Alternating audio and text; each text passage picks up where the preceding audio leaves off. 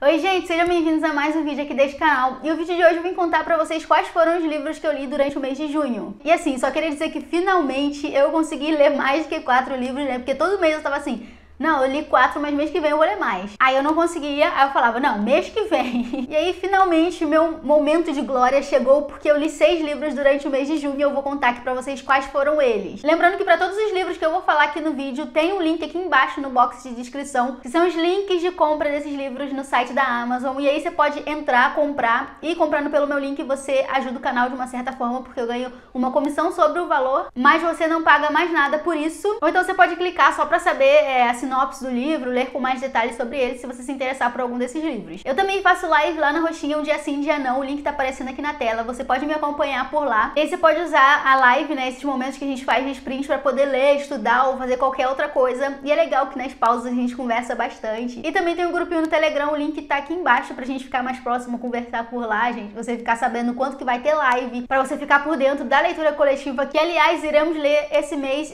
Em Defesa de Jacob, que é um livro que tá no Kindle Unlimited, então se você quiser participar da leitura coletiva, você será muito bem-vindo. No meu Instagram e no Telegram tem um cronograma de leitura pra você seguir certinho, que a gente vai ler durante todo o mês de julho, e aí no final do mês a gente vai fazer a live de discussão. E é isso, acho que os recados foram dados, agora vamos às leituras do mês de junho. Eu comecei em junho lendo O Cemitério, do Stephen King, que foi um livro assim que entrou pros meus favoritos. Tá? Ele e Misery, assim, ó, são os meus favoritos do King até agora. E eu dei 5 estrelas pra ele e favoritei. É um livro que vai contar a história dos Creed, né?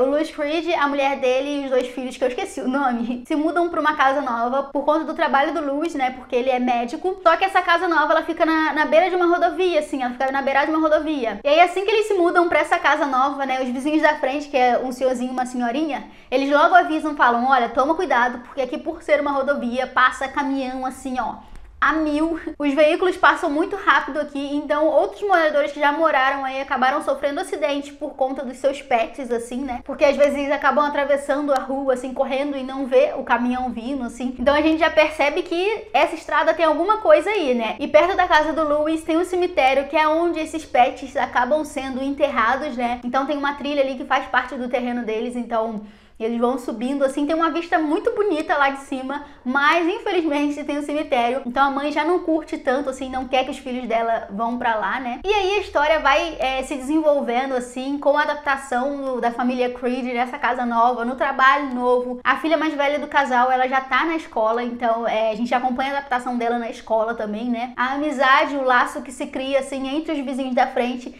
eles sempre estão conversando ali, estão passando, ficam na varanda bebendo e conversando. É muito legal também ver isso. E acaba acontecendo uma coisa assim com a família dos Creeds, porque o gato deles acaba sendo atropelado, é o que tá na capa aqui. E o Louis enterra ele nesse cemitério de bichos, só que esse gato acaba aparecendo um tempo depois lá na casa, como se nada tivesse acontecido. Só que aí ele fica meio estranho, assim. E aí toda a trama, toda a história vai se desenvolver em volta disso, em volta do fato do gato ter voltado vivo lá do cemitério e o fato do cemitério em si. Então tem muito mais coisa o livro, né? O legal é você encarar esse livro só sabendo disso, né? Porque vai ser uma experiência muito mais prazerosa, porque o Stephen King tem uma escrita assim muito boa e ele vai te surpreender muito nessa história. Então é isso, essa foi minha primeira leitura, 5 estrelas, favoritado. Eu estou amando o Stephen King, tá se tornando meu autor favorito. Ai, meu Deus. Depois, durante uma live na roxinha, a gente teve um surto, assim, do nada, que a gente decidiu fazer uma leitura coletiva de O Pequeno Príncipe, e a gente fez a leitura durante toda a live. Eu acabei não concluindo durante a live, porque eu só fui começar a ler nos 2 últimos sprints, e aí ficou faltando 10 páginas pra eu concluir, mas eu concluí no mesmo dia, que foi o livro O Pequeno Príncipe, que é um livro muito pequenininho, então deu pra todo mundo ler em live. Tinha algumas pessoas que não tinham lido. Eu, por exemplo, fiz a releitura, e eu não canso de agradecer, mas muito obrigada por vocês me fazerem reler esta história, porque é um livro que era favorito meu e continuou sendo favorito. Ele já tinha mexido comigo da primeira vez que eu li, mas a segunda vez mexeu mais ainda. E aí eu decidi fazer marcações. Eu queria marcar todas as páginas desse livro, tanto que eu marquei praticamente todas, na real. Pra vocês terem uma noção, ó, eu marquei muito esse livro. Eu acabei com o meu post-it amarelo nesse livro, pra vocês terem noção. Então foi uma releitura que eu amei. Foi 5 estrelas, favoritado novamente. Foi uma releitura. Foi o primeiro livro, eu acho, que eu reli. Eu acho que foi minha primeira releitura, não lembro. Mas eu curti bastante ler O Pequeno Príncipe com vocês em live. E eu acho que todo mundo conhece a história do Pequeno Príncipe, então acho que eu não preciso contar aqui sobre o que se trata. Ou se você não sabe, vá também sem saber nada, porque é um livro que ele se diz infantil, mas é muito adulto e mexe muito com você. Vale a pena dar uma chance pro Pequeno Príncipe. Eu também peguei pra ler o livro Não Conte a Ninguém, do Harlan Coben, que aliás a gente vai fazer uma live de leitura, que eu tô gravando hoje, no dia que vai ser a live. Então assim, quando esse vídeo sair, a live provavelmente já aconteceu, porque tem que ter o tempo da edição, né, e tal. Então eu vou deixar linkado aqui em cima o vídeo da live, que provavelmente lá a gente discutiu com mais detalhes. Pode ser que alguma parte tenha spoiler, mas eu vou avisar na live a parte que tiver spoiler, né, na discussão. Mas esse livro aqui foi a minha primeira experiência com o Harlan Coben. Eu gostei, eu não tinha contado ainda quantas estrelas eu dei pra esse livro, mas aqui em primeira mão, em primeira não, porque na live eu vou contar, mas eu vou dar 4 estrelas pra esse livro, simplesmente pelas questões que no final do livro eu achei que foi muito corrido, o autor começou a jogar muita informação de uma vez só, tanto que eu terminei o livro e fiquei muito confusa. É tipo assim, nas últimas 10 páginas vem um bombardeamento de informações, que assim, o autor fala uma coisa, na página seguinte ele desmente, e aí tu fica confusa, que fala, ué, quem que tá mentindo no final das contas? E aí eu achei um pouco confuso, por isso eu dei 4 estrelas. Mas esse livro aqui ele vai contar a história do David Beck e da Elizabeth. Eles são casados há alguns anos e todo ano eles vão para um lago da família dela, eu acho, pra comemorar, porque foi lá que eles deram o primeiro beijo. Então tem até uma arvorezinha que eles vão lá e fazem um risquinho assim todo ano pra comemorar com as iniciais dele e tal. Até que nesse ano, quando eles estão comemorando, acontece um acidente, a Elizabeth ela fica desaparecida e o Beck ele leva uma pancada na cabeça, ele desmaia na hora, então ele não consegue muito ver o que aconteceu. E aí ele meio que não consegue nem socorrer a Elizabeth, e depois de alguns dias o corpo da Elizabeth é encontrado e tem-se a suspeita de que foi um serial killer que matou ela. Só que aí depois de 8 anos, né, o David Beck ainda tá ali tentando superar essa perda. 2 corpos são encontrados próximo ao local onde a Elizabeth desapareceu, né? Esses 2 corpos estavam enterrados junto com o bastão que acertou o David Beck na cabeça, né? Até porque eles encontram o DNA, né, o sangue do Beck ali no bastão. Então a investigação volta à tona e pelo fato de ter encontrado o bastão ali com o DNA do Beck, começam a levantar suspeitas sobre ele. E o David Beck ele começa a receber uns e-mails anônimos ali com segredos que só ele e a Elizabeth sabiam. Então ele começa a desconfiar também que a mulher está viva. E aí fica mó suspeita, assim. É um livro bom, eu gostei de ler Harlan Coben. O David Beck é um personagem que, assim, me deu muita raiva. Algumas falas dele, assim, ele é muito idiota. Mas eu gostei da escrita do Harlan Coben, tirando o fato dele ter jogado tudo em cima, assim, nas últimas 10 páginas do livro. Foi um livro bom, foi uma experiência boa. Eu quero ler mais coisas do Harlan Coben. E 4 estrelas é uma nota boa também, então, assim, acho que valeu a leitura coletiva. Mas os próximos 3 livros que eu li, eles têm um vlog de leitura aqui, que foram 3 livros colombianos. Eu me propus a ler livros que fossem de uma nacionalidade diferente, que a gente não tá acostumado a ter tanto contato, assim, ter tanta influência, que são livros da América Latina em geral, mas eu decidi começar pela Colômbia. E pra isso eu escolhi 3 livros. Se você quiser assistir o vlog de leitura, tá muito mais detalhado. Eu conto com muito mais detalhes lá, você consegue ver minha reação e tal. É mais rico em detalhes, assim, o vlog de leitura. Mas o primeiro livro foi 100 Anos de Solidão, do Gabriel Garcia Marques, que é um autor que eu já queria ler há muito tempo, né? Ele é favorito de muita gente. Esse livro aqui vai contar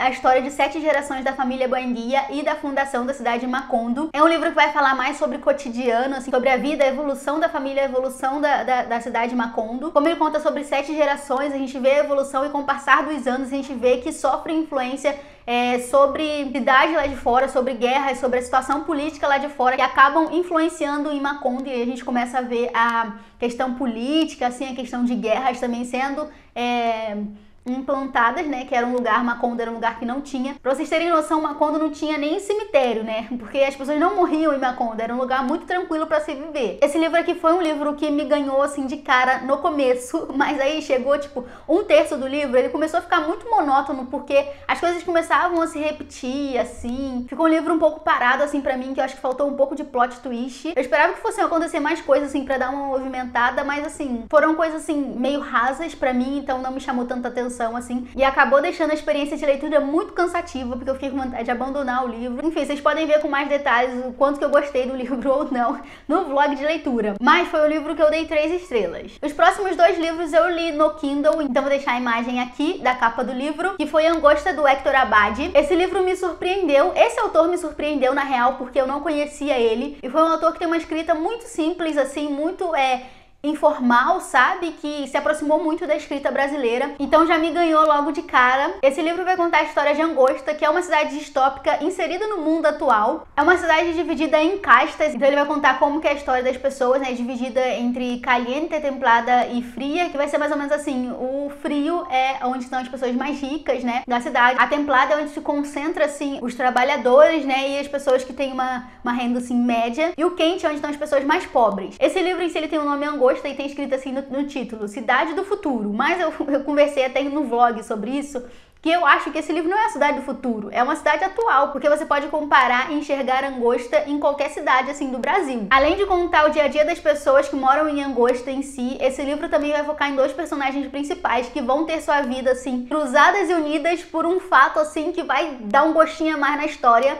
que vai te dar uma ansiedade, assim. E pra Angosta eu dei 4 estrelas. O último livro que eu li foi Delírio, da Laura Restrepo, e nesse vlog eu contei, foi o único livro que eu li em espanhol. Esse livro, assim, vai ser tipo um suspense, mas ele não tem muita pegada do suspense, ele só vai ter, assim, a questão de você querer saber o que levou a personagem a estar daquele jeito, mas não tem aquele clima, assim, de tensão, nem nada do tipo. Ele conta a história do Aguilar e da Augustina. O Aguilar, ele faz uma viagem e deixa a Augustina em casa, uma viagem de 4 dias, e aí quando ele volta dessa viagem, a mulher dele tá em estado de delírio, assim. Ela tá meio que em estado de choque, assim, tipo, ela não reconhece ele, ela não sabe quem é ele. E aí toda a história do livro vai ser pra gente entender o que levou a Augustina a estar naquele estado, né? Então o livro, ele é narrado pela perspectiva do Aguilar, né? Nele no tempo, assim, presente, né? Dele lidando com a esposa daquela forma, dele se questionando e tentando descobrir. E também é narrado por alguns outros personagens que têm influência direta na história, né? E alguns monólogos da própria Augustina. Então a gente começa a ver o passado dela, né? Como que foi a criação dela, que não foi nada fácil. E eu até cheguei a comparar esse livro com A Paciente Silenciosa, né? Porque, tipo, a gente fica naquela coisa de tentar descobrir, né? Mas a paciente não fala nada, e é a mesma coisa que acontece aqui em Delírio com a Augustina. E foi um livro que eu curti bastante. Eu achei que eu fosse ter um pouco mais de dificuldade, né? Por ser em espanhol, mas foi um livro ok de ler. E eu dei pra esse livro 3,8, mas assim, eu queria ter dado 4, mas 4 eu dei pra Angosta, que foi um livro que mexeu um pouquinho mais comigo, então não queria dar 4.